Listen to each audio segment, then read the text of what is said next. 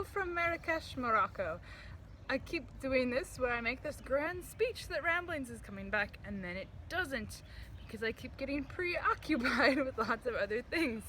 The current preoccupation is the International Conference on Water, the International Conference on Water, Energy and Climate Change, happening here in Marrakesh, Morocco. I got to come back to my first primary fieldwork country and spend more time with my partner Darcy Hamad, whom I love. We went and bragged about their fog harvesting project at this conference, talking a little bit about how you can use participatory sustainable development for community resilience and adaptation to climate change. Interestingly, and unknown to me when we first signed up for this is a very technically focused conference, which is to say most of the presentations have been very scientifically rooted in terms of like the actual techniques of, say, energy production, biofuels, reverse osmosis for desalination techniques, that kind of stuff. It's been cool. I am attempting to follow hydrology in French.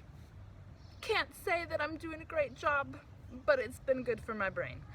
I would say it's probably 2/3 to 1/3 English and French presentations. The chairs are kind of going back and forth between English and French, trying to make sure that all of the official announcements are made in English and also in French potentially, so that everyone can understand.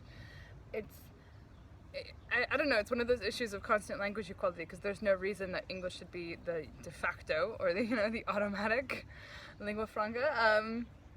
And so many Moroccans are French educated rather than English educated. But it is an international conference, and there are folks here from the UK and from Spain and from Germany and all kinds of things who do or do not also speak French. I am not the only linguistically limited that has been at the conference, although today, this morning, because our numbers have dwindled, it's the last full day, they made an announcement and asked if they had any English-only speakers, and I was like, sorry, thinking that they might switch to French, but they have not, thankfully. I'm joined also by another Darcy Hamad colleague, one of the fog technicians, and he's primarily French and Darija, local Moroccan Arabic speaking. So between the two of us, we have all of the presentations covered, and we're okay. We have figured it out. Have met some really interesting people and projects. One of my favorites has been a PhD researcher in Morocco who is looking at the impacts of climate change on biodiversity around beetles and wasps in a fir forest in northern Morocco. But she's looking at the impacts of climate change on the bugs, but she's also looking at how the bugs can kind of serve as a proxy for climate change issues. So if you measure, how do I put this? I'm trying to do science communication and utterly failing. If you figure out the kinds of biodiversity that are happening, or the kind of species that are most prevalent in an area, you can figure out what kinds of ecological change have happened.